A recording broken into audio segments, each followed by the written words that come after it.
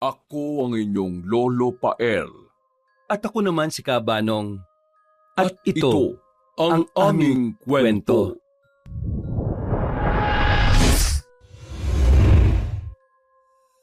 Pasado 3:30, pagkatapos mananghalian sa isang karinderya sa poblasyon, ay sumakay kagad ng tricycle si Will, bitbit ang 5.5 buwan niyang anak na si Shuvelin.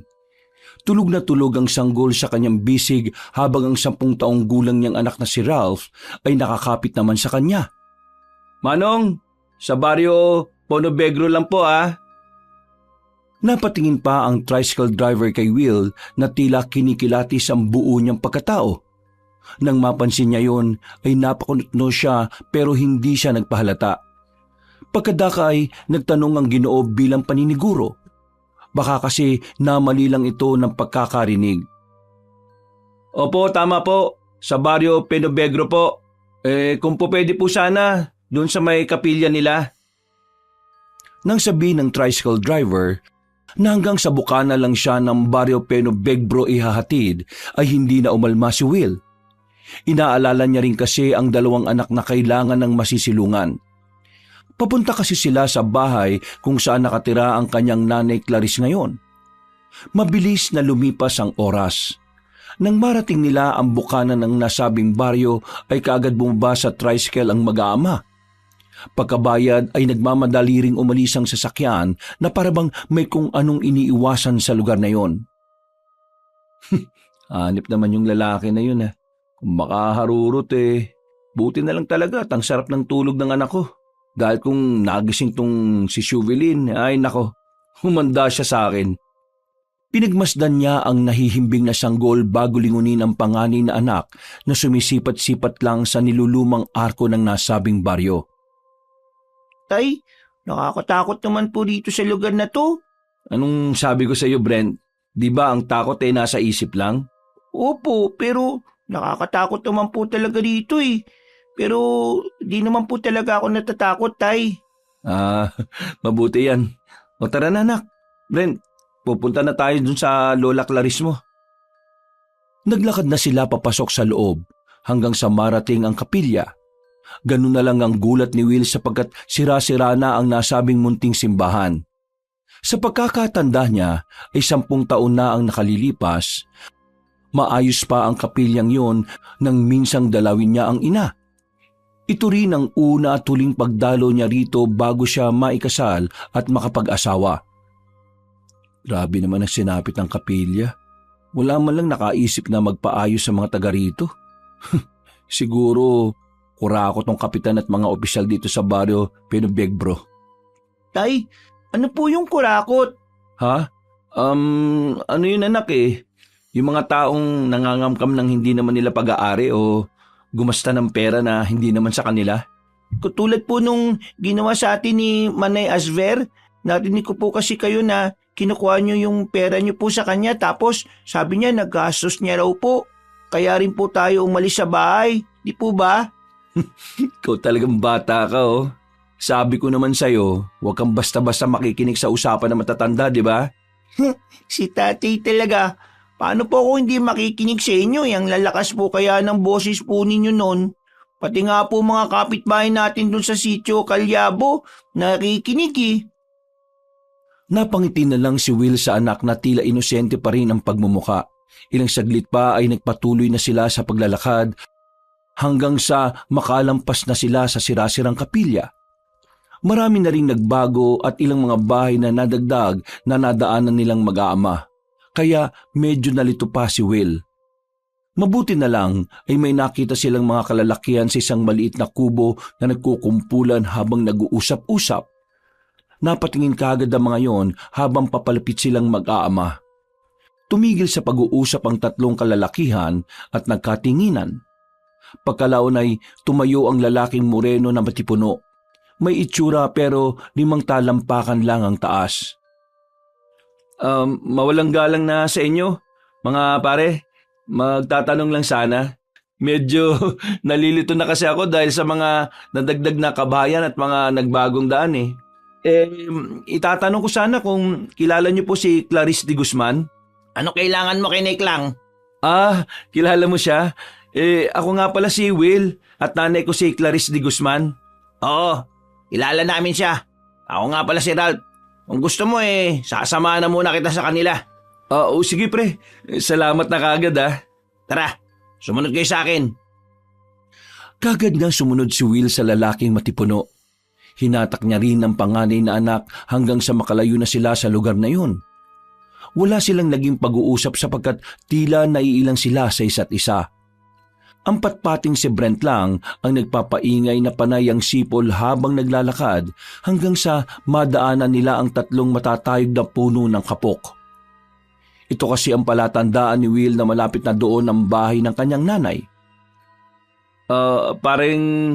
Ralph, pre. Ralph ang pangalan ko. Ayun. Ralph pala. Paring Ralph, kahit dito na lang siguro. Alam ko na naman ang bahay ni nanay eh. Palatandaan ko kasi yung mga punong kapok na nadaanan natin. Salamat ah. Nako, walang anuman. O sige, mag-iingat kayo dyan Lalo na yung sanggol mo. Ay, siya nga pala. Malmang wala dyan si Nike lang ng ganitong oras kaya hintayin nyo na lang doon sa kubo. Tinulungan ko yung gumawa ng kubo nung nakaraang buwan eh. Doon lang din yun sa bakuran niya nakatirik. Sige. Salamat ulit pre ah. Walang anuman pre.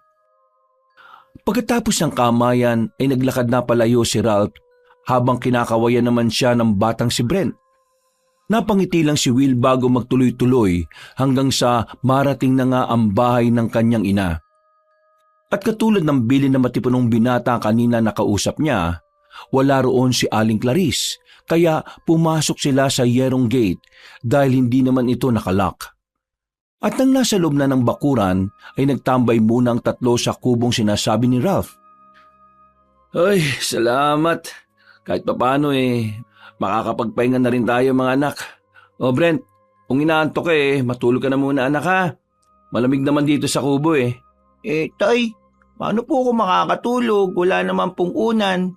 Tsaka matigas po yung sahig kaya masakit po sa likod. Nuknukan ka rin talaga ng arte anak no.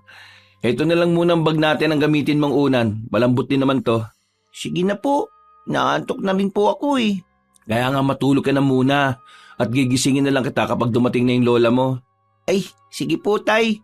Huwag niyo po kong iiwan dito Natatakot po ako sa lugar na to Kala ko ba kanina sabi mo hindi ka natatakot? Kanina po yun tay. Ikaw talaga. Sige na, pumikit ka na. Hindi kita iiwan. Kung gusto kitang iwan, dun pa lang sa sitio Kulyabo, ginawa ko na yon. Pagpikit ni Brent ay pansamantala na ring nagpahinga si Will at hindi nila namalaya ng mabilis na paglipas ng oras. 5:30 ng hapon nang maabutan ni Aling Clarice ang anak niyang si Will na nakatayo sa kubong ginawa nila ni Ralph habang inuuyog ang sanggol nito. Si Brent naman na nagising na ay naglalaro ng mga bato-bato, tuyong dahon at tangkay na nalaglag sa mayabong na puno ng alateris na nasa gilid ng nasabing kubo. Kumaway-kaway pa siya sa kanyang ina at nang makita ng ginang ang kanyang anak at mga apo, ay nagmadali siya sa paglalakad palapit sa mga yon. Nay! Tay, sino po ba si Lola Klang? Anak, Brent. Salubungin mo ang lola mo, dali at magmano ka. Sige po.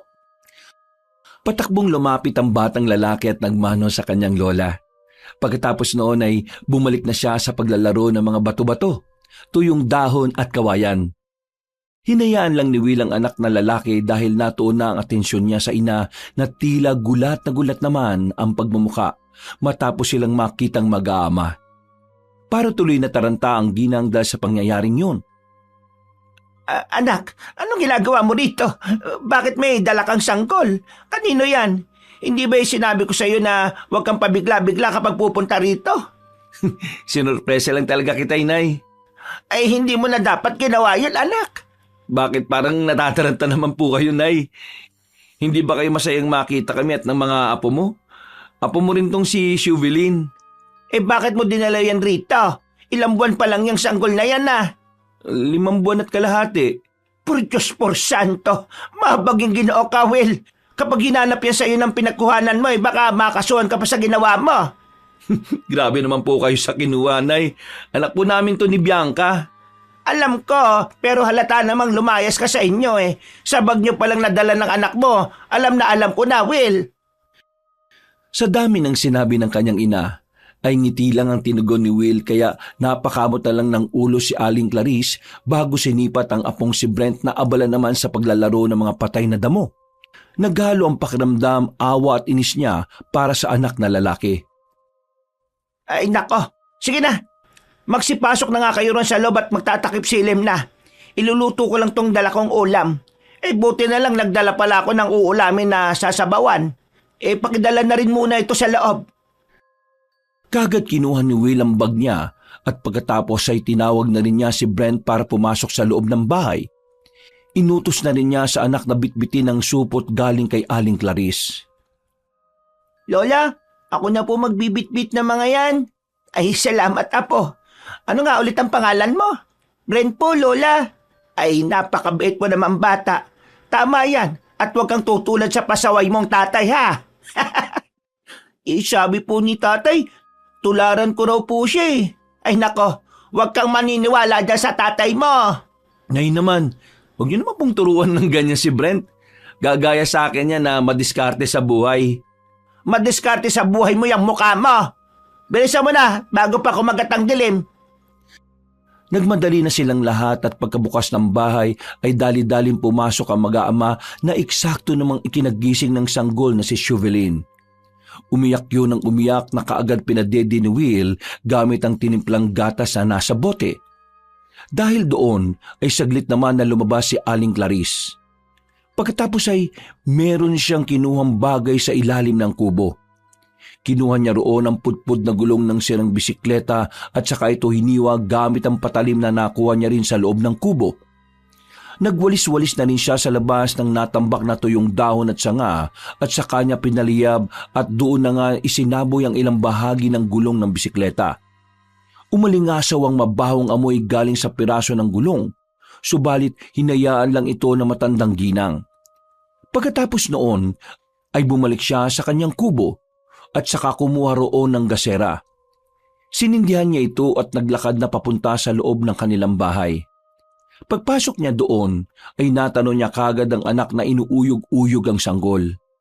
Pagkakita sa kanya ni Will ay ngumiti yun bago nagsalita. Nay, nandun na sa kusina yung isda ah. Pinahugas ko na muna kay Brent. Huwag po kayo mag-alala dahil maasahan na yung batang yon. Pwede kayong magpatulong sa pagluluto. Di ba Brent? Opo tay, Lola. Palagi ko pong ginagawa to sa amin dun sa sitio Kulyabo eh. Kasi po si tatay madalis rin pong nasa sabunan. Nay, kasi ako na po yung naglalaba muna ngayon dahil nga kapapanganak lang ni Bianca.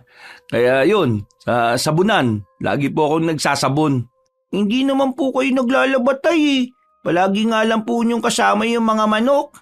Ay nako Will, hindi ka pa rin nagpapaawat dyan sa kakasabong mo. Hindi na talaga ako nagsasabong, Nay. Tagabantay na lang ako ng mga manok. Ay nako, kahit kailan talaga anak.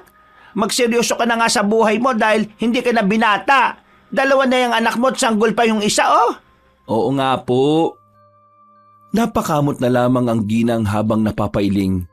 Pagkatapos ay nagtungo na siya sa kusina para simulang magsaing at magluto ng ulam nila para sa hapunan.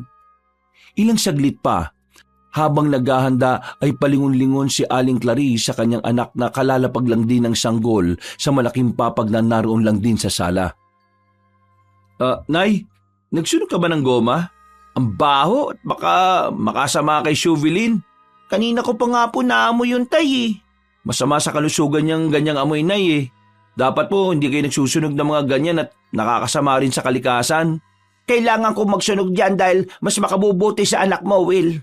Doon mo na muna ilagay sa kwarto ang anak mo at pabantayan mo muna kay Brent. Ako nang bahala rito. Magsindi ka na lang dyan ng kasera dyan sa altar.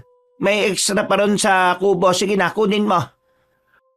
Napabuntong hininga na lang ang kulot na lalaki bago sundin ang utos ng kanyang ina.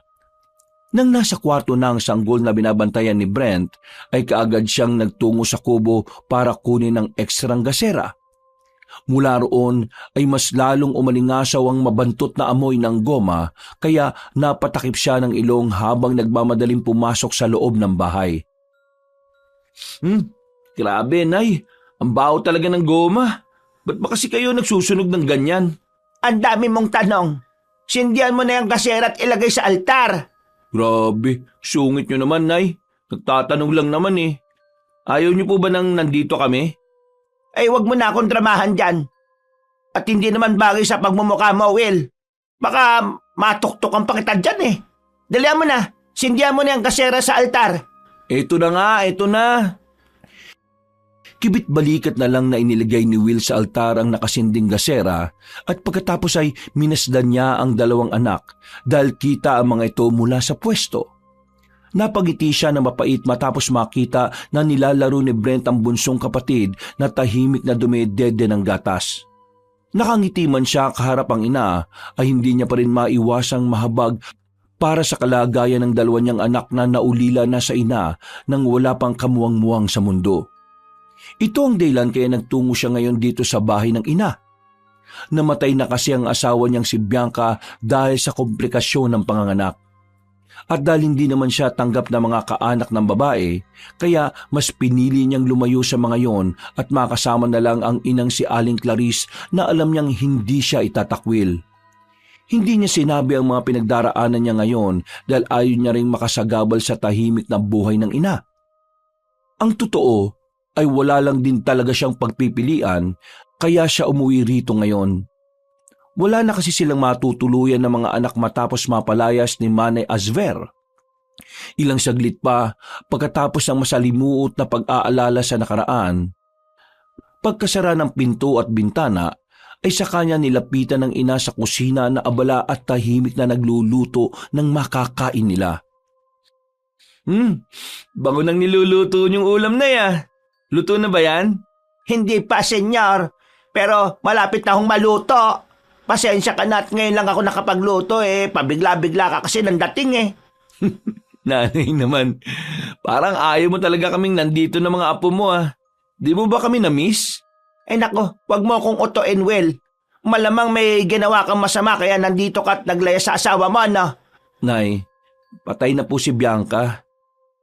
Natigil ang ginang sa kanyang ginagawa at napatingin ng seryoso kay Will na kita naman sa mga mata na nagpipigil lang ng luha. 2 linggo na po. Tinapos lang ang burol at libing niya tapos pinalayas na ako ng mga kaanak niya. Kaya pasensya na po kayo, Nay, kung nabigla ko kayo. Kayo lang kasi ang natitira kong pamilya eh. Hindi na natapos ng lalaking kulot ang pagsasalita dahil niyakap na siya ng mahigpit ng kanyang ina na hindi niya rin inaasahan.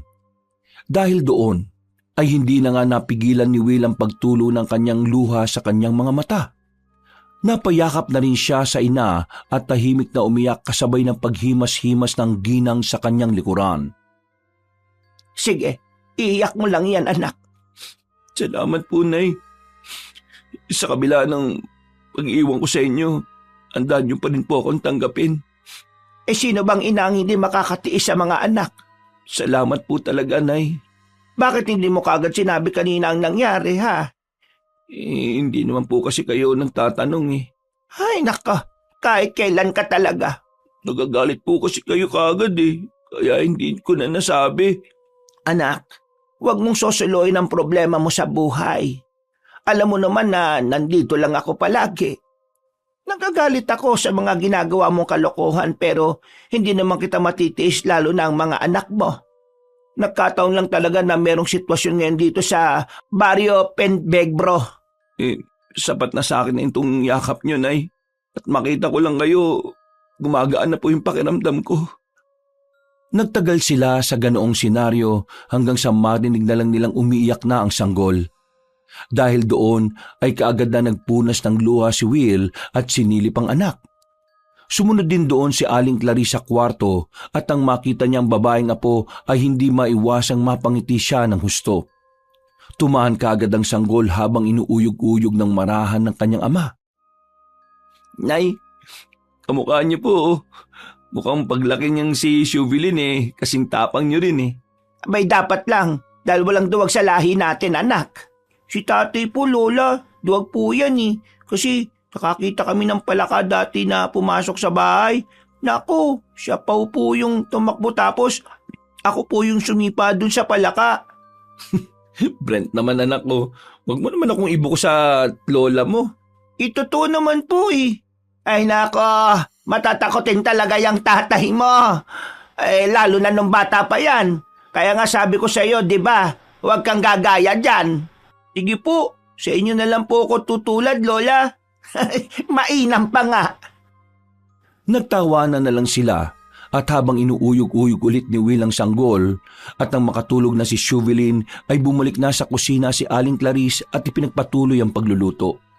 Si Will ay pinagmasdan lang si Brent na nagsosolo na naman sa paglalaro sa isang sulok ng silid. Habang naghihintay ng makakain ay lumabas muna ang lalaking kulot at tumambay sa kubo. Doon ay pinagmasdan niya ang tahimik na kapaligirang pinaiingay lang ng mga kuliglig at palakang bukid. Ilang saglit pa ay biglang napaangat ng tingin si Will matapos makadinig ng mga malalaking ibon na nagliparan.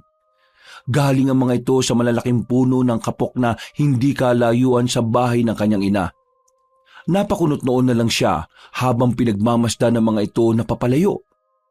At nang pumasok ulit siya sa kubo ay napansin niya ang ilang sibat na may kulay gintong patalim sa pinakadulo.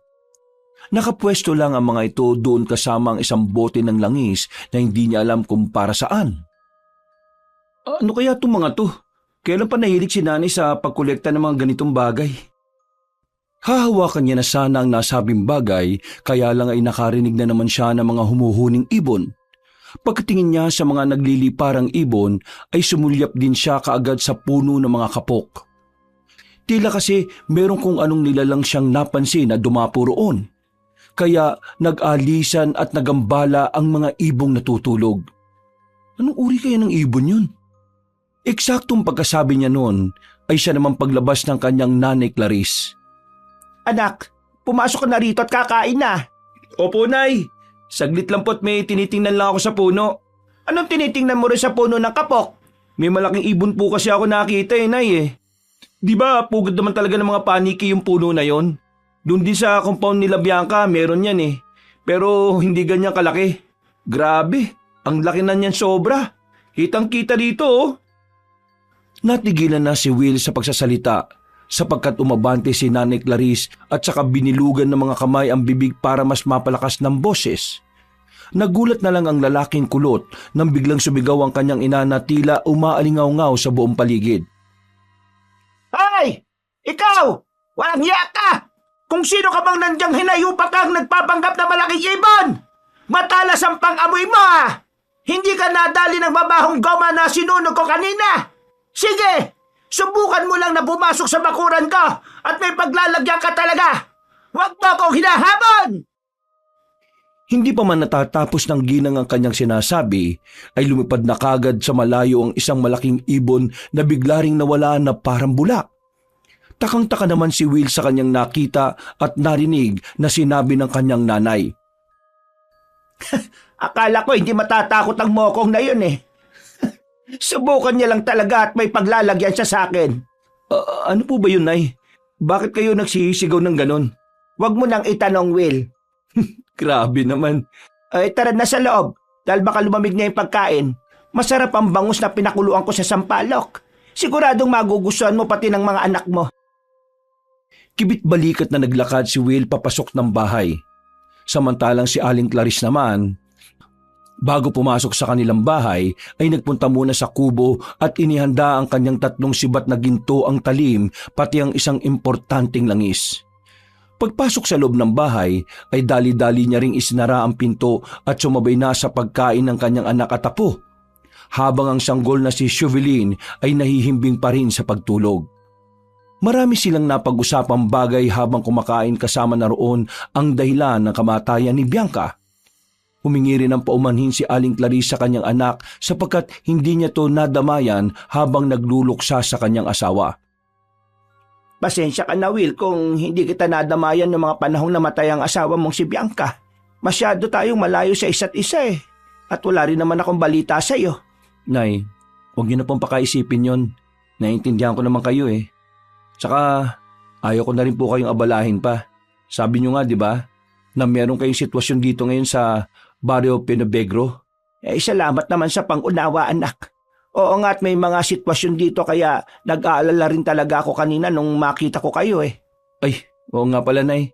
Ano na nga ba ang sitwasyon ngayon dito sa Barrio Penibegro? Napansin ko rin kasi yung kapilya, sira-sira na. Ano na ba nangyayari dito? Ay nako, malala na anak. Mukha nga ho eh. Sino na ba namumuno rito sa baryo at bakit pinabayanan nila yung kapilya? Dati naman, lalo na yung mga kababaihan at matatanda, alagang-alaga nila yung kapilya natin eh. Ngayon, grabe na yung ikinasira. Parang abandonado na talaga. Parang matindi yung korupsyon dito ah. Oo anak, ngunit hindi korupsyon sa pera ang tinutukoy ko, kundi ang korupsyon sa puso at kaluluwa ng mga taga rito. Anong ibig niyo sabihin, Nay? Mahirap ipaliwanag anak.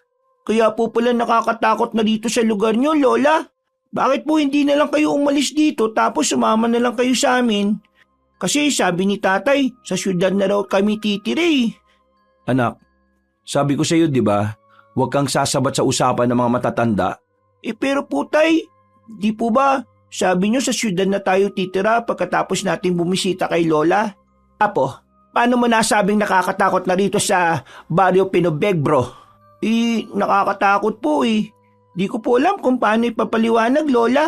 Madilim po kasi yung baryo nyo. Hindi po katulad sa sitio Colyabo. Nagkatinginan na lang sina Aling Clarice at Will dahil sa sinabing yon ni Brent. Nawala na rin tuloy sila sa pinag-uusapan kaya nagtuloy-tuloy na lang sila sa pagkain ng hapunan. Lumipas ang ilang oras. Habang nahihimbing sa pagtulog ang lahat, ay hindi naman mapakali ang sanggol na si Shuvilin kaya pagising-gising din si Will. Dati naman ay mahimbing matulog ang kanyang anak kaya kinausap-usap na lang niya ito habang pinadidede ng tinimpla niyang gatas. "O ano anak, namamahay ka rin ba ha? Naninibago ka siguro sa bahay ng lolo mo ano? Sige lang anak, dumedi ka lang ha. Huwag kang uha ng uha kasi natutulog na si Lolak lang eh at si Kuya Brento mo." Hindi namamahay ang anak mo, Will. Ay, ano po bang ibig niyo sabihin, Nay? Alam mo kung bakit hindi yan makatulog si Shuvelin? Nag-aalala rin niya na katulad ko. Bakit naman po mag-aalala si Shuvilin, Nay? Wala pang kamuwang-muwang yung bata. Kaya parang imposible naman po yata yung sinasabi ninyo. Hindi ba sinabi mo kanina na tahimik naman kaisa ang bahay ang anak mo, lalo na kapag gabi? Hindi ka ba nagtataka kung bakit siya nag-iingay ngayon? Ang ibig kong sabihin natatakot yan. Pero paano niyo naman po nasabi na natatakot yung bata? Naalala mo ba yung nakita natin kaninang malaking ibon? Oo, Nay. Yon ang isa sa mga pinag-aalala ng sanggol. Mas malakas ang pakiramdam ng mga sanggol kaysa sa atin, lalo na kapag may panganib na nagbabadya sa paligid. Ramdam na ramdam nila yan. Eto, isuot mo ito sa kanya palagi. Po? Ano po ba ito? Carmen de Guerra yan. Sa madaling salita, ay pangontra sa kung anumang masamang elemento. Inabot ng ginang ang Carmen de Guerra na may pardible na nilagay kagad ni Will sa laylayan ng damit ng di makatulog na bata. Nang makampante na ang sanggol, ay nakatulog na rin ito kaagad matapos maubos ang iniinom na gatas. Pagkadaka, ay bumalik na rin si Aling Clarice sa kanyang higaan na papag na nasa sala lang ng bahay. Pumikit na rin si Will hanggang sa siya ay makatulog. Kaya lang, mga bandang 3:00 ng madaling araw ay naalimpungatan siya matapos mapansin na wala ang kanyang panganay na anak sa higaan. Saglit niyang iniwan ng sanggol na tulog pa rin, saka siya nagtungo sa banyo kung saan niya nakita si Brent. Nakatingin ang batang lalaki sa maliit na bintana sa kusina sa taas ng lababo. Tila takot na takot din ang itsura ng bata na naihinalang sa saluwal nito. "Brent, anak, bakit? Anong nangyari? Bakit ka rin naihi sa saluwal mo?" Tay, may nakita po kong alimaw doon sa bintana. Nakasilip po sa akin kanina. Pagturo ng batang lalaki sa dakong yon, ay kaagad napatingin doon si Will pero wala naman siyang nakitang kahit na ano. May nakita po talaga ako dyan, Tay. Promise. O sige na anak, naniniwala naman ako eh. Ubarin mo na yung short mo at magugas ka ng katawan. Natatakot po ako magpunta sa banyo. Baka po nandun yung alimaw eh. Huwag kang mag-alala, Sasamahan kita, okay? Huwag po kayong aalis dyan, tay, ha? Nang matapos na ang kanyang anak, ay sabay na silang bumalik sa kwarto. Pero lumabas ulit si Will at binalikan ng kusina pero wala na talaga siyang nakita roon. At para maibsan ang takot ng anak na tila hindi na makatulog, niyakap na lamang niya yon hanggang sa pareho na nga silang nakatulog ng mahimbing. Kinabukasan ay nagising na lang si Will dahil sa tama ng sikat ng araw sa kanyang mukha. Pagkamulat ng kanyang mga mata, ay napansin niyang wala na sa tabi niya ang anak na si Brent pati si Shuvilin kaya napabalikwas siya ng bangon. Paglabas ng kwarto ay nakita niya si Nanay Clarice na nakaupo sa papag nito habang nilalaro ang bunso niyang anak kasama si Brent. Dahil doon ay nakahinga siya na maluwag at napalitan ng saya ang pag-aalala ng kanyang puso. Habang pinagmamasdan na masaya ang ina sa piling ng mga apo. Mag-almusal ka na, Will. Nagpainit na ako ng kaping barako at may tuyo pati sinangag na rin dyan. Kumain na kami ni Brent, pati itong si Shubilin. Sige po. Nay, kung may gagawin kayo, iwan nyo na lang muna si Shubilin dyan sa papag nyo. Nandyan naman ang kuya niya para tingnan-tingnan siya. Sige, oo. Magwawalis din ako sa labas at nagpapababa lang ako ng kinain. Mag-aalmusal na lang din po ako, ha? Sige. Nang nasa kusina na si Will at kumakain, ay iniwan na nga ng ginang ang apo nito sa papag. Si Brent na ang nagbantay at habang naglalaro rin ay sinusulyap-sulyapan ng sanggol. Lumabas na ng bahay si Aling Clarice at nagsimulang magwalis. Hanggang sa maya-maya ay nakaamoy na ulit si Will ng goma. Napakamot na naman siya ng ulo dahil alam niyang makakasama yun sa mga bata. Ay nako, si nanay talaga Nagsunog na naman ng goma. Kapag talaga nakakaedad na, kumukulit na talaga at mahirap nang mapagsabihan Tumayo siya saglit at nagtungo sa sala kung saan pumapasok ang usok. Hinawi niya ang kortina paloob para hindi pumasok ang usok at doon ay nakita niya ang ina na nagwawalis-walis na nga. Umiiling-iling na lang siya saka dinala ang pagkain sa papag para mabantayan din ng anak. Nako Brent, kung gusto mo maglaro sa labas, laro ka na muna ron. Basta huwag kang lalabas ng bakuran ha. Doon ka lang malapit sa lola mo. Natatakot po ako lumabas tay Bakit na naman? Dahil ba to sa kaninang madaling araw ha? Opo. Anong sinasabi ko sa iyo palagi? Hindi ba ang takot ay nasa isip lang? Totoo po yung nakita ko tay Pinangungunahan ka kasi ng takot. Kaya yung utak mo lumilikha rin ng nakakatakot na bagay. Ano yung palaging kong sinasabi?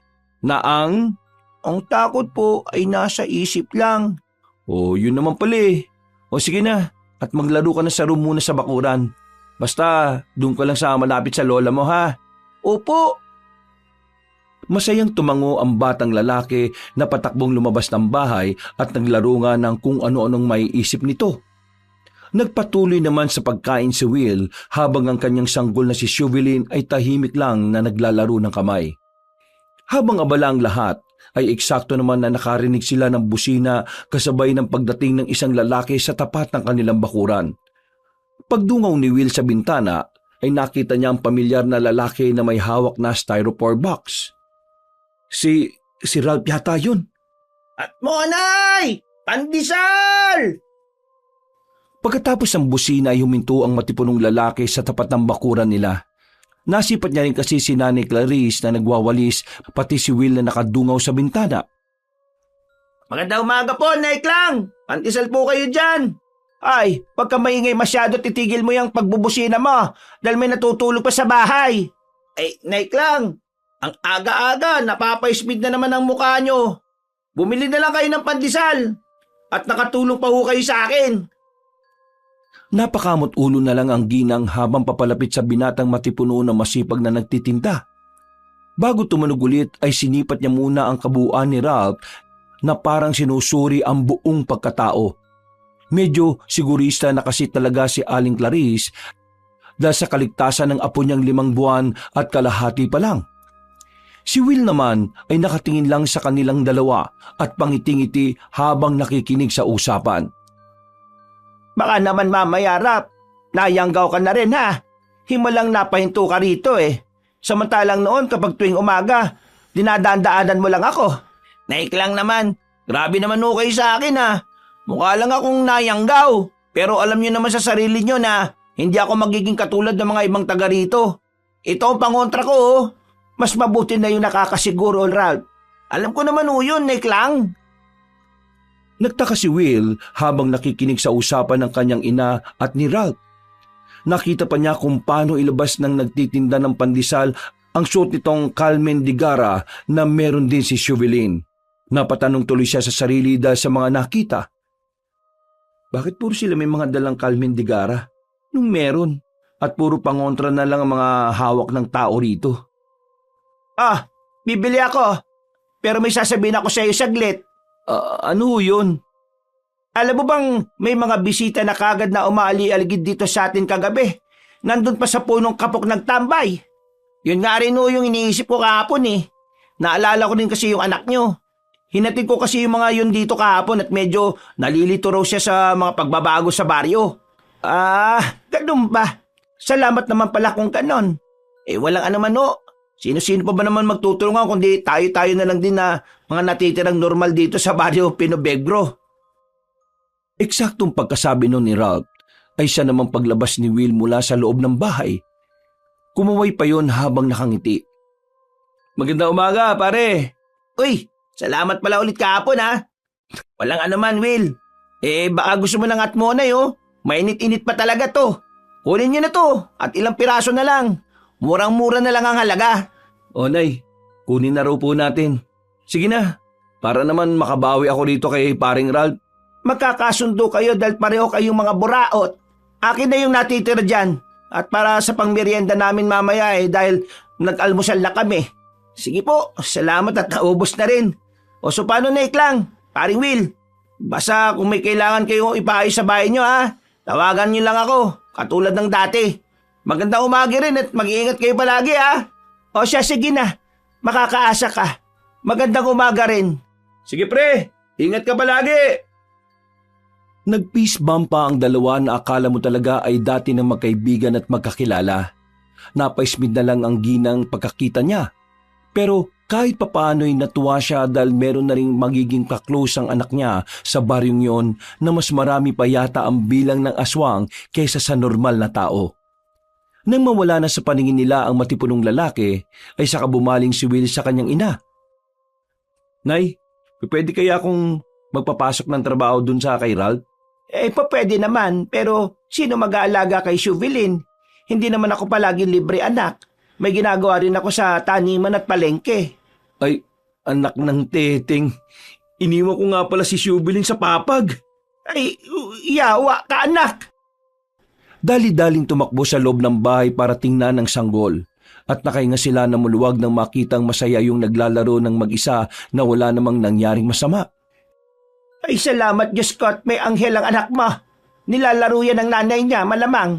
Malalakas talaga ang anghel ng mga batang katulad ni Chauvelin Ay nako, sinabi mo pa Nay. Pero hindi ibig sabihin nun magpakampante ka na, Will. Wag na wag mong pababayaan mag-isang anak mo, lalo na rito sa lugar na to. Alam niyo Nay, nahihiwagaan na talaga ako sa nangyayari. Ano bang meron ngayon dito sa baryo Pinobegro? Kasasabi ko nga lang sa iyo, wag mong iwanan ang mga anak mo. Si Brent mag-isa lang dun sa labas.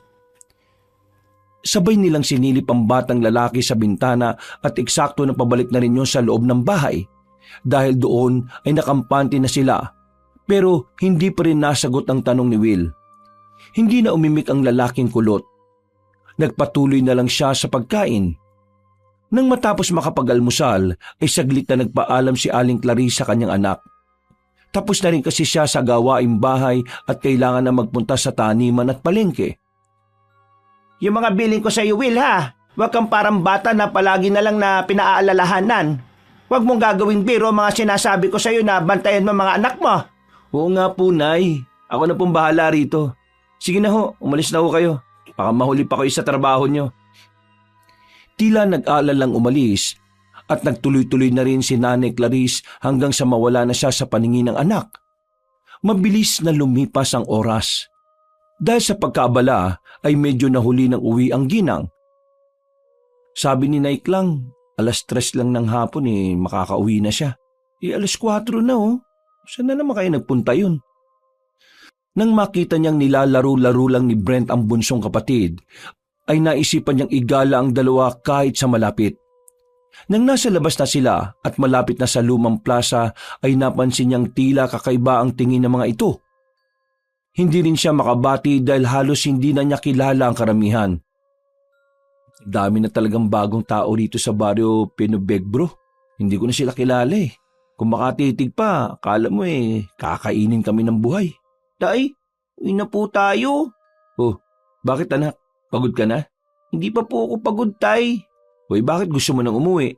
Natatakot po ako sa mga tao dito eh. Para po sila yung halimaw na nakita ko sa bintana ng kusina doon sa bahay. Tay, tara na po. Sige na po.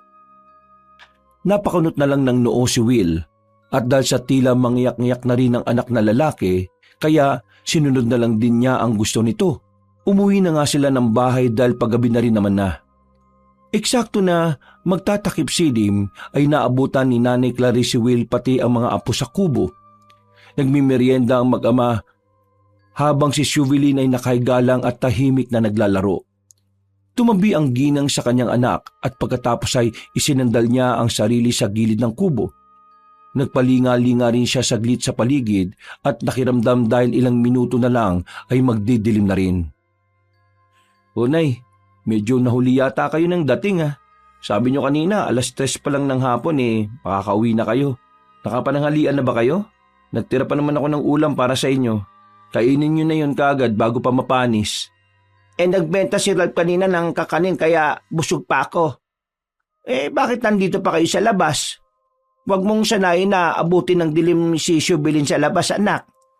Ang mga engkanto at iba pang kung ano-anong masasamang alagad ng kadiliman umaaligid kapag ganitong oras na. Nandito lang naman kami sa kubo, Nay. At saka, inihintay ka nga ng mga apo mo. Tingnan mo yung si Shubilin, yung kamukha mo.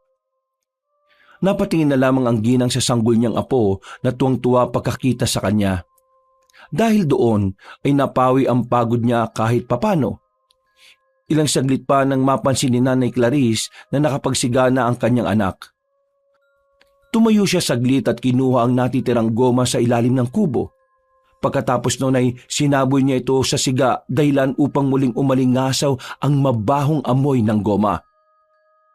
Kapag nagsisiga ka tuwing hapon, ganyan ang gagawin mo ha. Sasamahan mo ng goma. Pantabo yan sa mga masasamang klase ng nilalang lalo na sa mga umaali-aligid. Ang baho naman kasi Nay. Bawal yan sa mga bata. Kahit sa atin. Pagmumulan pa yan ng sakit sa baga Nay. Ano bang gusto mo?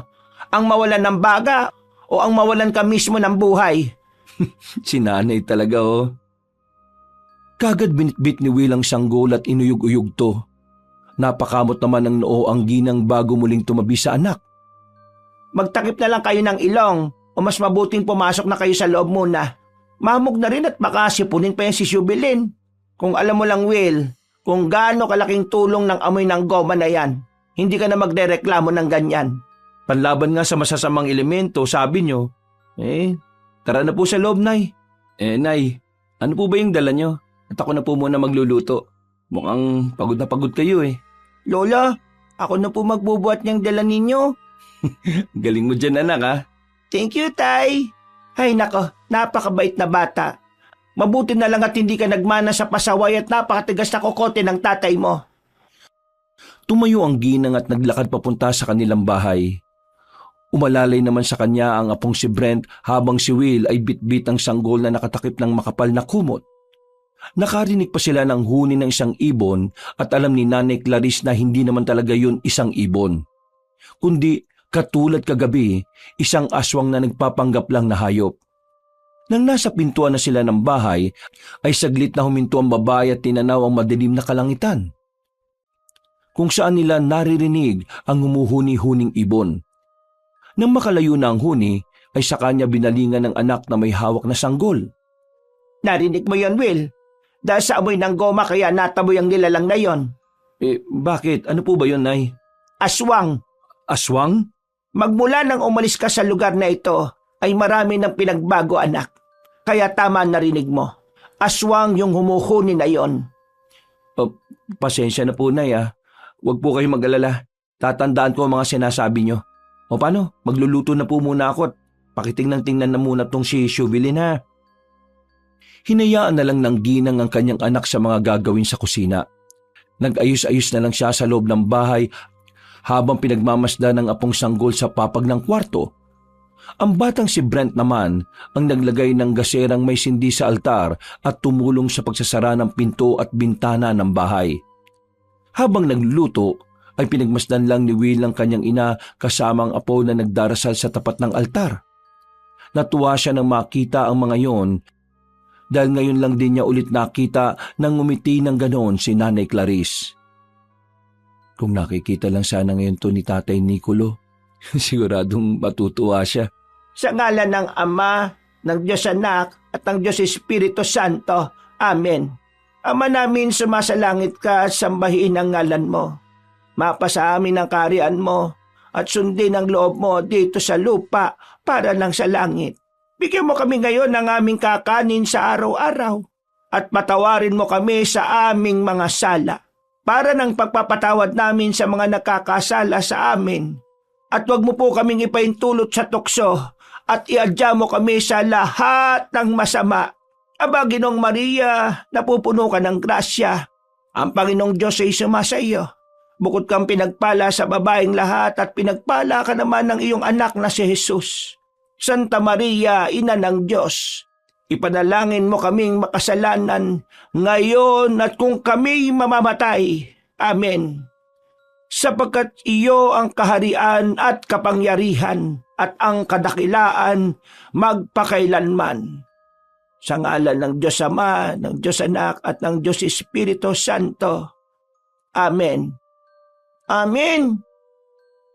Matapos makapagdasal na maglola ay tuwang-tuwa si Brent kaya napapapalakpak na lang ng pasimple si Will habang pinagmamasdan pa rin sila.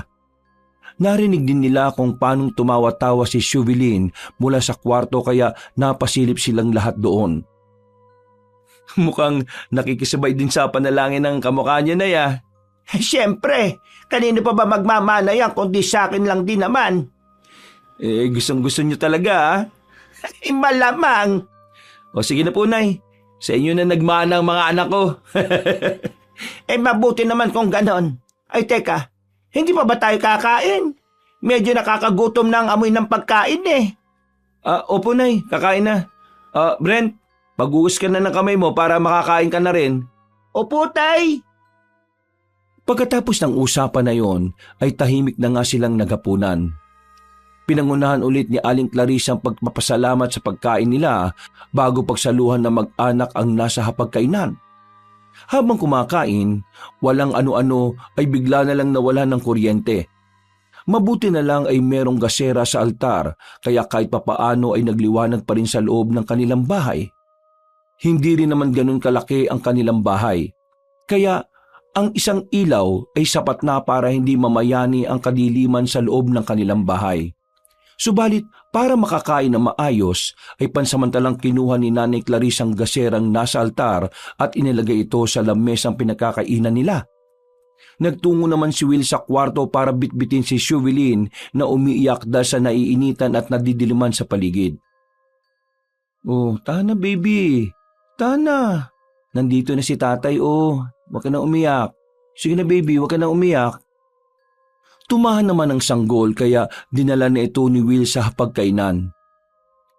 Palagi pa rin bang nawawalan ng supply ng kuryente dito, Nay? Hindi ko rin alam kung bakit eh. Sa pagkakatanda ko kasi nangyayari lang ang brownout o blackout kapag meron ng mga sakuna katulad ng bagyo, lindol at iba pang emergency. Bibihira ang ganitong pangyayari na biglaan. Ano ba yan? Kawawa naman ang baby Shubilin natin. Magpapaypay ang tatay mamaya. Mabuti na lang din talaga palagi may gasera si nanay sa altar. Sana lang talaga hindi magtagal to. Mukhang magtatagal pa tong brownout. Wala kasi silang anunsyo sa outpost kanina. Kapag biglaan pa naman na nawawala ng kuryente katulad nun minsan inaabot ng 24 oras. Ay nako baby, tiis ka muna sa paypay ni tatay ha. Ay sige na, magsikain na tayo at ako'y gutom na gutom na. Natatakot po ako. Nak, di ba sabi ko sa iyo na ang takot ay nasa isip lang? Baka po may halimaw na magpunta eh. Huwag ka mag-alala, Brent. Hindi papayagan ni Lola na makapasok ang halimaw. At saka, hindi kanila magagalaw. Tama ang tatay mo. Ang takot ay nasa isip lang. Kaya huwag ka matatakot para sila ang matakot sa iyo. Dahil sa sinabing yon ng ginang, ay naibsan kahit papaano ang takot na nararamdaman ni Brent. Nagpatuloy na nga sila sa pagkain at makalipas ang ilang minuto, matapos ang kanilang hapunan ay saglit na lumabas ng bahay si Will para magpababa ng kanyang kinain. Naguhugas pa naman ng kanyang ina ng mga plato habang si Brent ang pansamantalang nagbabantay sa sanggol na tulog na kahit mainit at walang electric fan. Habang nakatambay sa kubo ay napatingin siya sa maaliwalas na kalangitan. Napakaraming bituin sa langit at talaga namang nagniningning ang gabi. Kahit walang kuryente ay medyo maliwanag pa rin ang kapaligiran. Pagkadakay, tumayo siya at nagmasid-masid sa kapaligiran na pinaiingay lang ng mga kuliglig at mga palakang bukid na parabang nag-aawitan sa isa't isa. Ang mga tumpukang bituin sa langit naman ang nagsisilbing liwanag ng gabing yon. Anak, bakit nandiyan ka pa sa kubo? Pumasok ka na rito! Napatingin si Will sa inang matikas na nakatayo sa pinto ng bahay. Kahit may edad na ang ginang at halata ng pangungulubot ng balat, ay halata pa rin ang lakas ng pangangatawan nito. Tingin nga ni Will ay mas malakas pa sa kanya ang ina. Bilisan mo na! Pangiti-ngiti ka pa dyan! Madilim na ang paligid ngayon, no? At sinasamantala to ng kampo ng mga kadiliman para makapambiktima. Ang lalim mo naman, Nay. Kung makasabi ka ng kampo ng kadiliman. Hoy, wag mo tinatawan-tawanan ng mga sinasabi ko. Tingnan mo ang anak mo ron, at isasara ko na itong pinto. O Nay, nagagalit na naman kayo kagad. Para tuloy kayo yung kampo ng kadiliman dyan eh. Sira ulo ka talaga. Sinasabi ko lang wag mong bibiruin ng tungkol dyan eh. Nay naman, biro nga lang, kayo naman oh. Tumakbo na si Will papuntang kwarto para hindi na siya mapagbuntunan ng inis ng Nanay Clarissa. Nang nandun na ay napansin niyang tulog na rin ang panganay na anak habang nakasandal dahil nagbabantay ito kanina sa bunsong kapatid. Binuhat niya at inayos ang pagkakahiga ni Brent bago lumapit kay Shuvilin na nahihimbing na rin sa pagtulog. Panginoon, kayo na pong bahala sa amin sa gabing ito. Amen. Pagkatapos niyang mag-sign of the cross, ay pumikit na rin siya para makatulog. Kaya lamang dahil sa mainit ay hindi rin dinalaw ng antok si Will. Panay kasi ang kagat ng mga lamok sa kanyang hita na sinasabayan pa ng ingay nito. Nanatili siyang gising at nagpapaypay sa dalawang anak para hindi ito papakin ng mga lamok. Katulad niya, nanatili ring mulat si Nanay Clarice at napansin niya yung paggawin ng tingin niya sa papag na nasa sala. O Nay, bakit gising pa kayo? Hindi ba kayo makatulog dahil mainit? Dito na kayo sa papag namin oh. Malawak naman at para mahagip kayo ng paypay ko. Ay hindi na anak, dito na lang ako. Sanay naman ako ng walang electric fan. Sa tanda kong ito eh. Bakit hindi nyo na lang po kasi buksan yung bintana dyan nang pumasok-pasok yung hangin? Yan ang wag na wag mong gagawin, loko-loko ka. Oh, bakit naman po hindi, Nay? Matulog ka na dyan at puro ka daldal. Wala na ngang umimik sa kanila pagkatapos noon, sapagkat tumalikod na si Aling Clarice habang nakahiga. Nagpatuloy naman si Will sa pagpapaypay na kahit antok na siya ay hindi niya sinusukuan. Alam niya kasing kawawa mga anak niya na malamang papakin ng mga lamok. Nang mas lumalim pa ang gabi, habang patuloy sa pagdidilig ng liwanag ang mga bituin sa kalangitan, unti-unti ngang nakaramdam ng antok si Edison.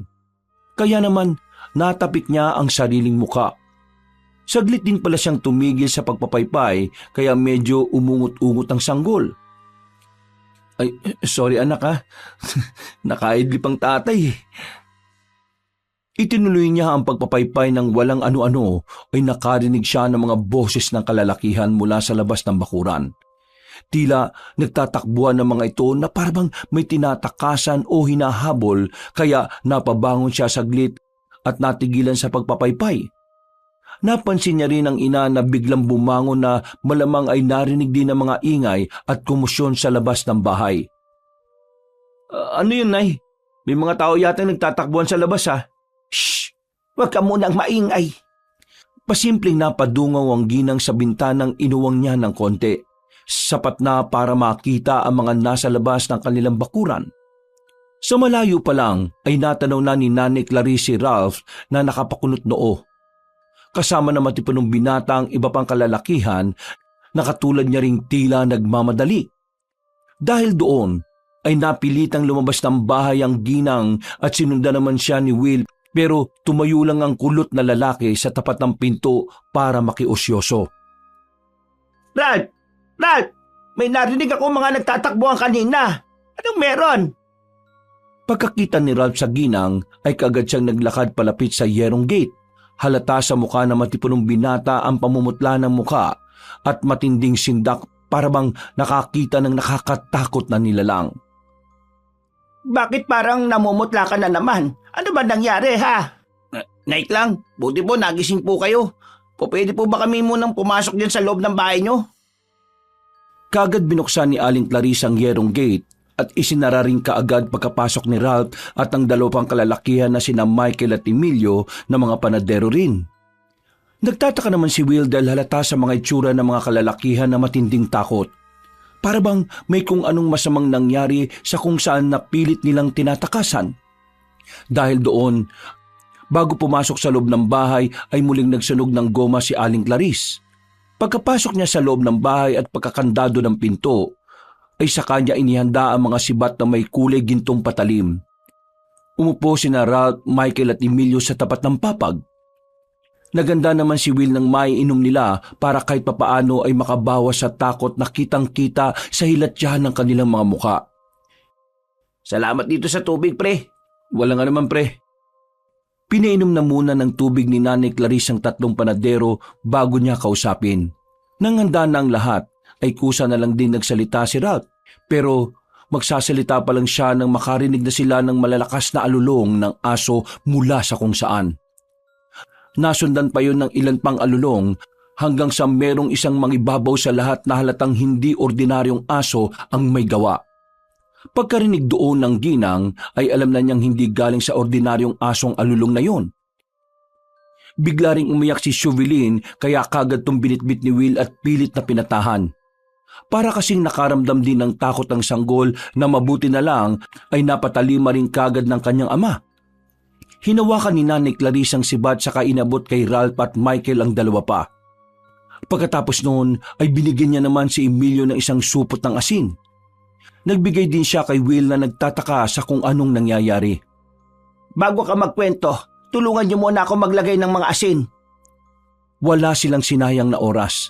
Sa bawat sulok ng bahay ay naglagay nga ng asin ng ginang kasama sina Ralph, Michael at Emilio.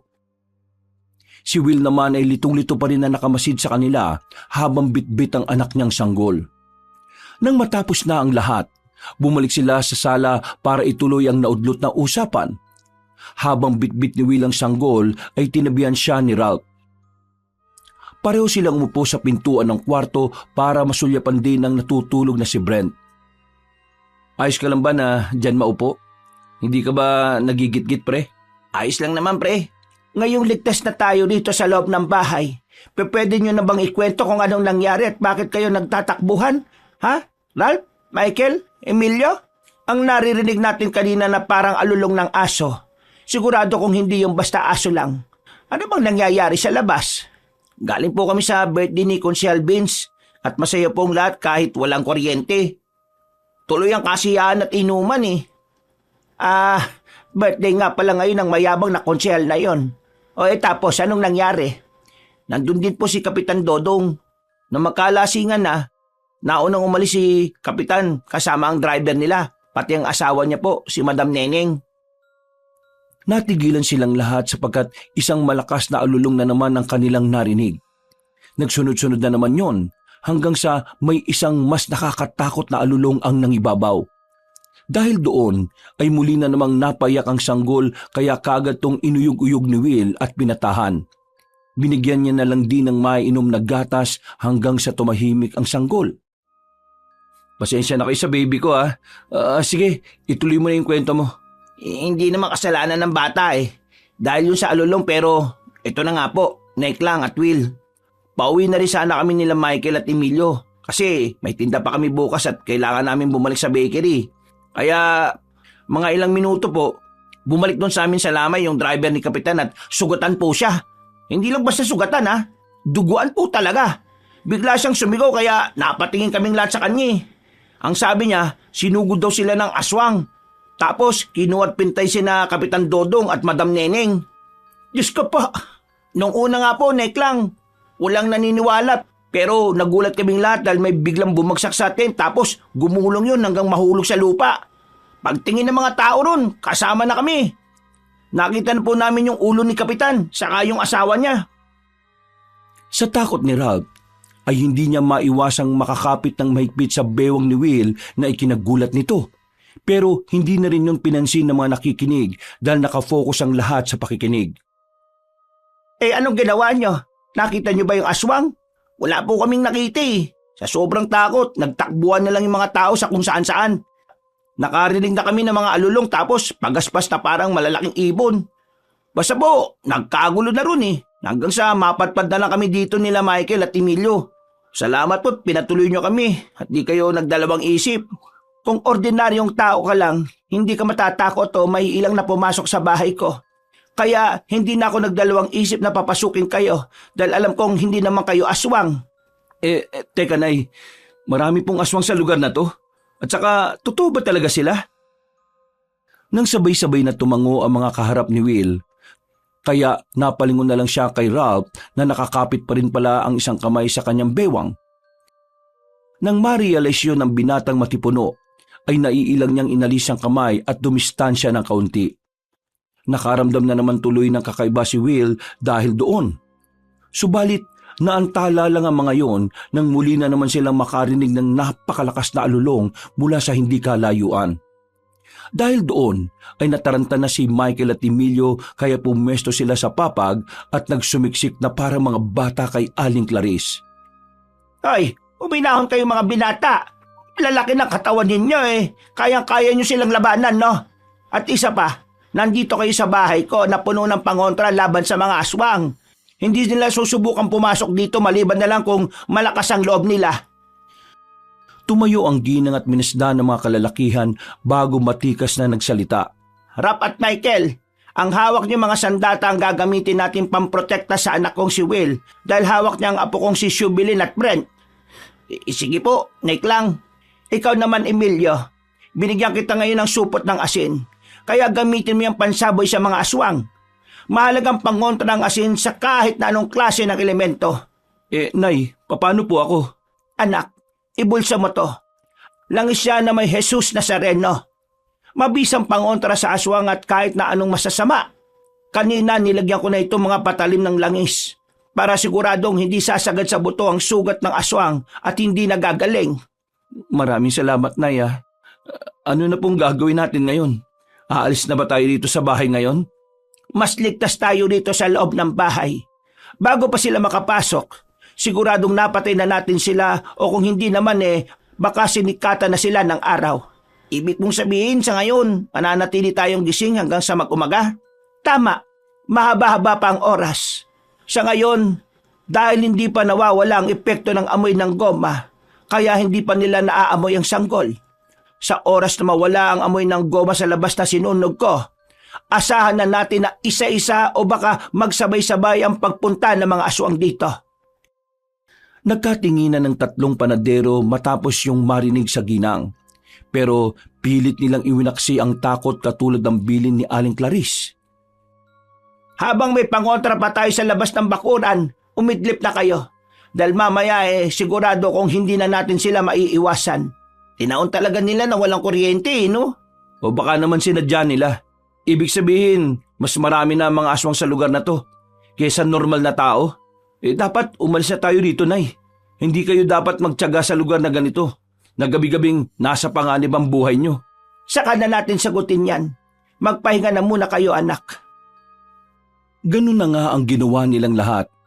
Sina Michael at Emilio ay nagsiksikan sa papag na nasa sala habang si Nanay Clarice naman ay pinagdugtong-dugtong ang mga upuan sa kusina at doon siya nahiga. Nay, sigurado kang diyan ka matutulog? Doon ka na lang sa papag na nasa kwarto, oh. Mas makakampante ako kung dito ako matutulog para mabantayan kayo, anak. Sige na, at huwag ka nang makipagtalo pa. Si Ralph na lang ang patabihin mo ron sa higaan ninyo. Naiilang man ay wala nang nagawa ang lalaking kulot, kundi sundin ang nais ng kanyang ina. Nahiga na nga siya katabi ang mga anak niya at si Ralph. Ilang minuto lang ay narinig na ni Will ang nagsasagotang hilik ni na Michael at Emilio. Kaya napaungot na lang siya. Sa lakas ng hilik ng dalawang yan, malamang sila ang maunang targetin ng aswang eh. Malamang, baka nga matuntun tayo dahil sa hilik ng dalawa eh. Mahina silang nagtawanan dahil kahit papaano ay nabawasan ng takot ang nararamdaman nila. Nang manahimik na ang lahat ay hindi sinasadyang nagtapat ang kanilang mga mata. Nagtagal yun ng halos 4 na segundo hanggang sa umiwas na lang ng tingin si Will dala ng pagkailang. Hindi niya rin kasi maintindihan ang pakiramdam habang nakatitig sa matipunong binata. Matutulog na ako, pre. Ha? Oo, ako rin. Matutulog na muna, pre. Nagtalikuran na sila saka pumikit habang pasimpleng dumidistansya sa isa't isa. Maya-maya pa ay hindi na rin nila namalaya na sobrang lalim na pala ng pagtulog nila. Pagsapit ng umaga ay nagising na lang si Will matapos maramdaman ng mga kamay na nakayakap na sa kanya. Pagtingin niya ay ganun na lang ang gulat niya dahil si Ralph na pala yun, na napamulagat na rin ng mga mata at sobrang nabigla kaya napabangon din kagad. Dahil sa hiya ay kagad lumabas ng silid ang matipunong binata at pagtingin niya sa papag ay wala na roon sina Michael at Emilio, kaya nagpaalam na rin siya kay Nanay Clarice. Pinagmasdan na lang siya ni Will habang papalayo. Ayos yun ah. Hindi man lang nagpaalam sa akin. Nagtungo kagad sa pintuan si Will kung saan nakita niya ang ina. Nabitbit ulit ang apo nito habang nagpapaaraw. Naroon din si Brent na nagsasarili na naman ng mundo kaharap ng kanyang lola. Nako, Nay, napasarap ang tulog ko. Pasensya na. Kahit sino naman siguro ay sasarap ang tulog kapag may nakayakap eh. Namula ng bahagya ang kulot na lalaki matapos yung marinig. Kaya hindi rin tuloy siya kaagad nakapag-react sa ina. Mag-almusal ka na sa kusina para maalagaan mo naman tong baby Shubilin dahil aalis ako. Kailangan kong makibalita sa kung ano lang nangyayari. Sige po, Nay. Dali-daling nagtungo si Will sa kusina at nag-almusal. Habang kumakain, ay hindi niya maiwasang maisip niya ang kakaibang pakiramdam nung magkasama at magdikit ang mga katawan nila ni Ralph. Napakamatuloy siya sa ulo na tila nalilito.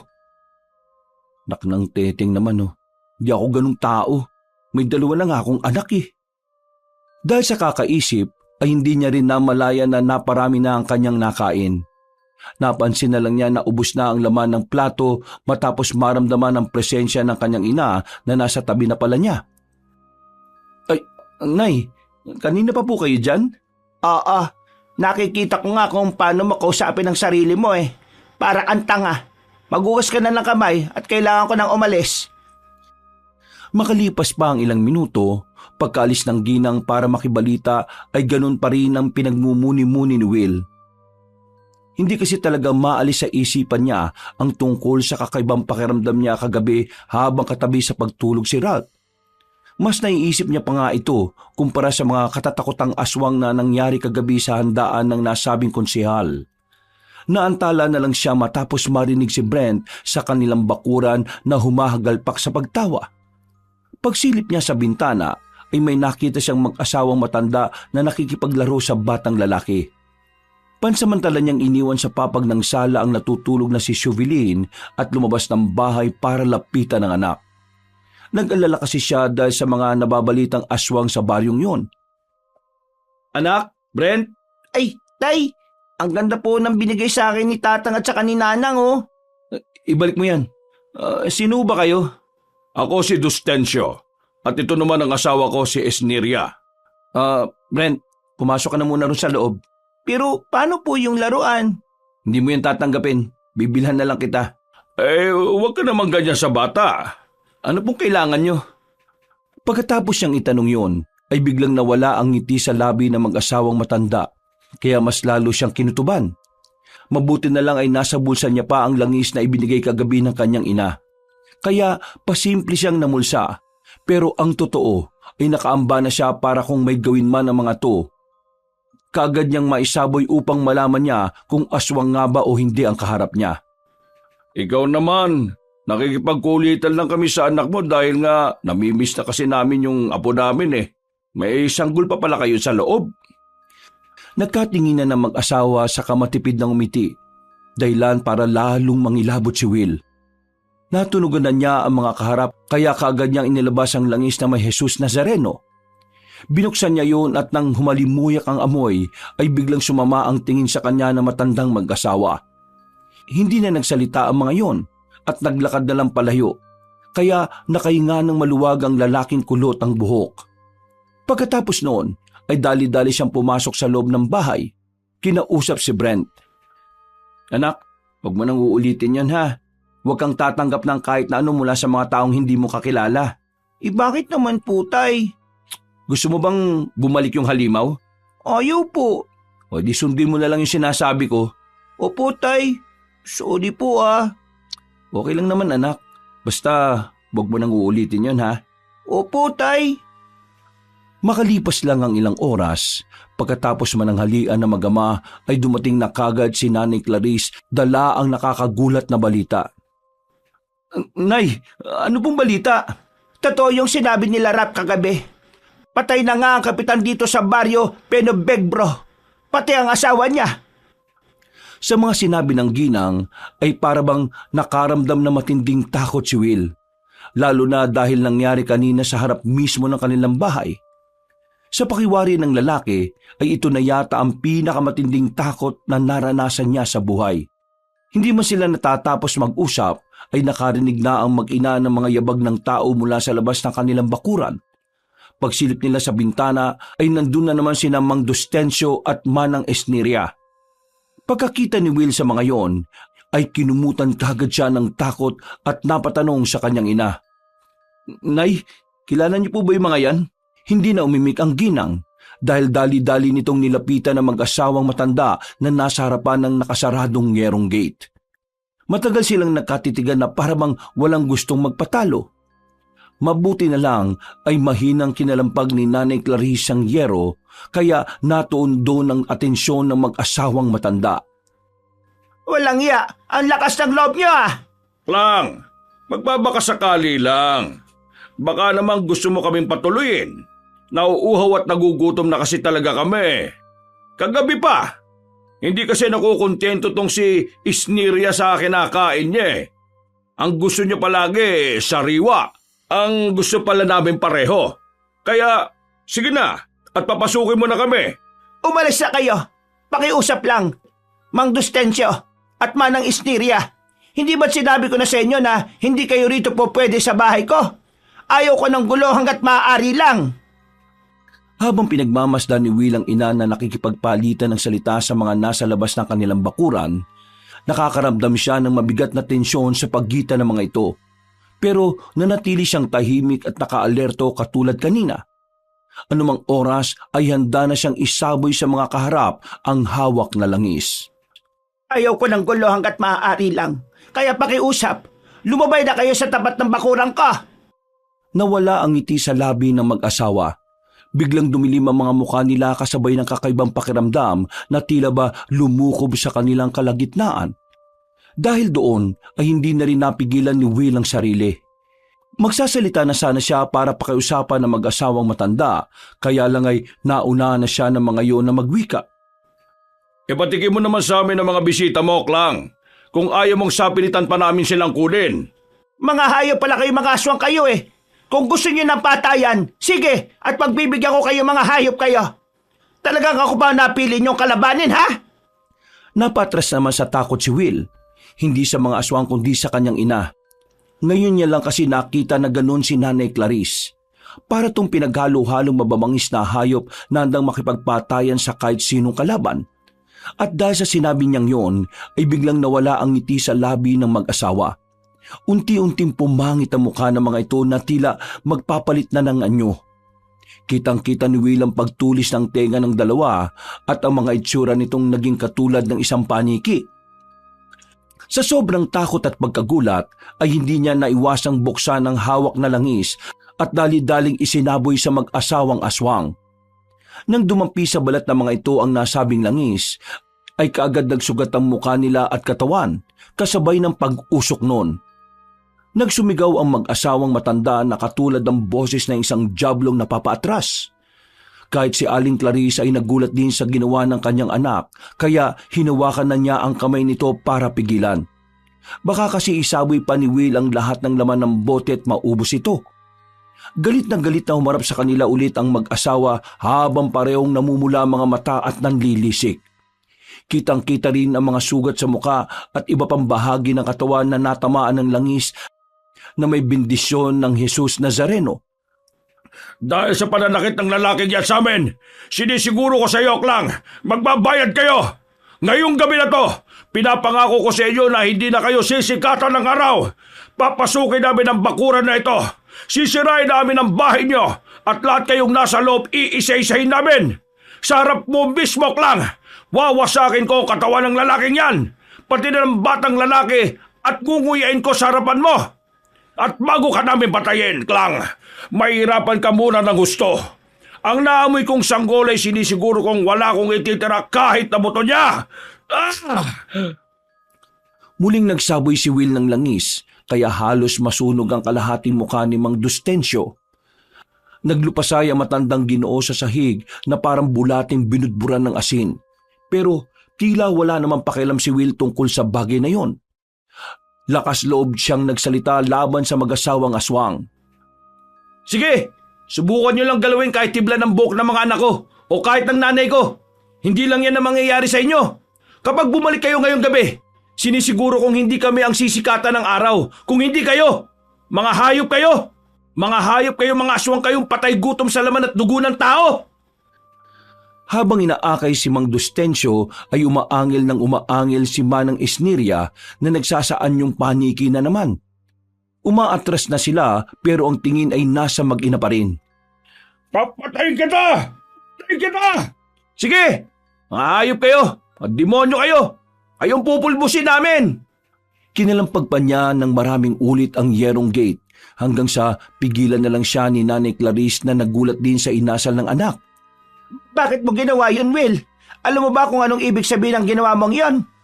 Hindi na natapos ng ginang ang pagsasalita sapagkat nakita niya ang panginginig ng kalamnan ng kanyang anak na bigla na lang napaluhod sa lupa. Kasunod ng pagtagas ng mga luha, napabuntong hininga na lamang ang ginang bago tinulungang akayin ng anak papasok sa loob ng bahay. Pinaupo niya to sa papag at pinainom ng tubig. Minasay niya rin ang mga kalamnan ng kamay, hita at paa hanggang sa kumalma na ito. Pasensya na, Nay. Nabigla lang ako sa nangyari kanina eh. Hindi ko na rin po alam, naghalo-halo ng emosyon ko eh. Hindi po ako papayag na gawan nila ng masama ang pamilya natin. Maganda ang ginawa mo, anak, pero mali ang paraan mo. Alam mo ba kung anong ibig sabihin ng ginawa mo kanina? Nagdeklara ka ng gera laban sa mga aswang na yon. Ano pong ibig sabihin nun, Nay? Na kailangan na nating umalis dito, anak. Pero kahit saan pa tayo magpunta, hahanapin ka ng mga yon hanggat hindi ka nila napapatay. Dahil sa ginawa mo, hindi sila titigil. Ilang minutong nanahimik ang mag-ina na naantala lang dahil sa pagdating ni Brent na nagbabantay ng sanggol. Nagising na pala kasi si Shuvelin na tila humihingi na ng gatas. O sige na, mag-asikaso ka na ng mga anak mo. Aalis na tayo kaagad bago pa tayo tuluyang abutin ng dilim. Dapat wala na tayo sa poblasyon bago kumagat ang dilim dahil siguradong hindi sila titigil, anak. Wala na nga silang inaksayang oras. Matapos makapag-alsa balutan ay umalis na sila sa lugar na yon.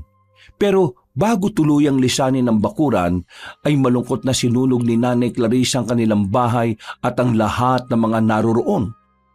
Ito lang kasi ang naisip niyang paraan para hindi kagad masundan ng mga aswang na maaaring humahanting sa kanila ng kanyang anak at mga apo. Nagulat ang mga taga roon nang makitang nasusunog ang bahay at bago pa makaresponde ang marami ay natupok na nga ng husto ang bahay. At sa kabutihang palad ay kaagad silang nakasakay ng tricycle at nakarating sila ng poblasyon. Pasado 4:00 na ng hapon. Nay, saan po ba tayo pupunta? Ang totoo niyan anak, hindi ko rin alam. Pero saka na natin isipin yan dahil kailangan natin makasakay ng bus patawid sa ibang probinsya. Kailangan makalayo tayo sa lugar na ito bago pa dumilim. Pagdating nila sa terminal ng bus, kamalas-malasan sapagkat nag-cut off na pala ang biyahe. Kaalis lang ng huling bus pero hindi na nila naabutan yon. Gusto nang umiyak ni Will pero tinapik na lamang siya sa likod ng ina habang umiisip ng paraan. Ano na po ngayon yan, Nay? Nangya naman Kasalanan ko to eh. Dapat talaga hindi ako nagpadalos-dalos. Hindi ngayon ang oras para mag-isip ka ng ganyan anak. I-relax mo ang sarili mo dahil kung matataranta ka, mas lalo tayong malalagay sa alanganin. Nag-aalala lang po ako sa mga anak ko. Lalo na po kay Shuvilin dahil wala pa po siyang kamuwang-muwang sa mundong to eh. Huwag ka mag-alala anak. Matatapos din ito. Makakaalis din tayo. Hindi na natapos ni Nanay Clarice ang pagsasalita sapagkat biglang umiyak ang sanggol na tila ba natatakot. Kaya kagad tong pinatahan ni Will. Nang mapansin naman yun ng ginang, ay nagpalinga-linga siya sa paligid hanggang sa makita siya ni Mang Dustencio at Manang Isniria.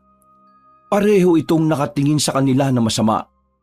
May mga kasama pa to na 3 kalalakihan at 2 babae na handa nang sumalakay sa oras na kumagat kagad ng dilim. Nasundan na nila tayo anak. Pagkakita ni Will sa mag-asawang aswang, ay kinumutan na siya ng takot at halos hindi na alam ang gagawin. Hinatak na lamang siya ng ina papunta sa simbahan ng poblasyon. Ito na lang kasi ang naisip niyang lugar kahit pa alam niyang nakakapasok naman doon ng mga aswang. Nakiusap si Nanay Clarice sa nangangalaga sa simbahan dahil wala ngayon ang pari. Mabuti na lang ay pinayagan sila pero iniwan din naman sila ng nasabing Ginoo dahil sa takot na baka madamay pa ito. Pagkagat ng dilim ay mas tumaas na ang tensyon na nararamdaman ng mag-iina. Nagsumiksik sila sa altar ng simbahan habang nakikiramdam sa mga mangyayari. Mula sa pintuan ng simbahan ay pumasok ang mag-asawang aswang kasama ang mga aliporis nito. Kitang-kita sa mata ni Mang Dustencio at Manang Isniria ang matinding galit. Magkakasabay na nagpalit ng anyo ang mga aswang kasunod ng nakakakilabot na alulong na umaalingaw-ngaw halos sa buong poblasyon. Natakot ng husto ang sanggol kaya umiyak to ng umiyak. Natuwa naman ang mga aswang nang marinig ang boses nitong takot na takot. Hindi naman na alam ni Will ang gagawin kaya niyakap na lamang niya ang mga anak habang umiiyak din sa takot. Ngayong gabi na ito, malalasap niyo ang pinakamatinding sakit bago kayo mamatay. Kahit magmakaawa kayo sa amin, wala kayong mapapala. Lalo lang namin patatagalin ang paghihirap ninyo. Pasalaki na sana ang mga aswang nang biglang dumating ang ilang kalalakihang may dalang mga sibat, buntot pagi at kung ano-ano pang pangontra laban sa aswang. Nagkaroon ng sagupaan at sa bilis ng pangyayari ay hindi yun namalayan ni na Aling Clarice at Will. Nagtago sila kagad sa pinakaligtas na lugar na nakita nila at pinakinggan na lang nila ang ingay. Halatang-halata sa matinding sigawan kung paanong naglalaban ng alagad ng kabutihan laban sa kasamaan. At ilang saglit pa nga ay ang naririnig na nila ay hindi halakhak ng kaaway kundi ang pagtangis ng mga ito. Nay, ano na po kayo nangyayari? Hindi ko rin alam anak. Dumito ka lang at sisilipin ko kung ano na nangyayari. Baka po kung mapano kayo, Nay eh. Hindi ko na po makakaya kung pati po kayo ay mawawala rin. Huwag ka mag-alala. Dahil walang mangyayaring masama sa akin anak. Alam kong kabalikat natin ng Panginoon. Nakiisa na nga si Aling Clarice sa pagtugis sa mga kaaway. Hanggang sa maitaboy na nga ng mga kalalakihan sina Mang Dustencio at Manang Isniria. Napatay ang iba pang mga aswang. Nang matapos ang laban, ay ganoon na lang ang gulat nila matapos makita sina Ralph, Michael, Emilio at iba pang mga taga-baryo Pinobegro. Nek lang, nabalitaan po namin ang nangyaring pagtugis sa inyo ng mga aswang na yun. Kaya inanap po namin kayo matapos masunog yung bahay nyo dun sa baryo Pinobegro. Mabuti na lang din at may isa sa mga kakilala namin ang nakakita sa inyo na pumasok kayo rito sa simbahan. Yung mismong caretaker, pinsan ko. Salamat sa Diyos at hindi kami nahuli ng dating. Maraming salamat rin sa inyo. Hindi kayo nagdalawang isip na tulungan kami ng anak ko. Napakabuti ng mga puso nyo, Ralph, Michael, Emilio, at sa inyong mga taga-Barrio Pinobegbro. Pagpalaing kayo ng Panginoon natin. Sino-sino pa po bang magtutulungan kundi tayo-tayo lang din po. Sa ngayon tinutugis na rin po ng mga taga-baryo ang iba pang mga aswang dun sa atin. Dahil sa nangyari kay Kapitan Dodong at Madam Neneng, namulat na ang mga taga ron sa atin. Ay nako, maraming salamat talaga. Walang anuman po. Teka, nasa na po pala si Will? Nandito ako. Maraming salamat, pre Mabuti na lang at dumating kayo. Kung hindi, Natigilan na si Will dahil bigla na lang siyang niyakap ng mahigpit ni Ralph. Hindi na rin siya pumalag dahil tila nagustuhan niya na rin yun. Pagkatapos ng mga pangyayaring yun ay wala na ngang napagpilian ng mag-inang Clarice at Will kundi ang bumalik sa Barrio Penobegbro. Naubos na rin kasi ang mga aswang kaya ligtas na sila. Tumulong nga ang mga taga-baryo sa pagtatayo ng bagong bahay ng pamilya de Guzman. At hindi naglaon ay nagkamabutihan na sina Will at Ralph hanggang sa sila ang makatuluyan sa bandang huli. Wakas,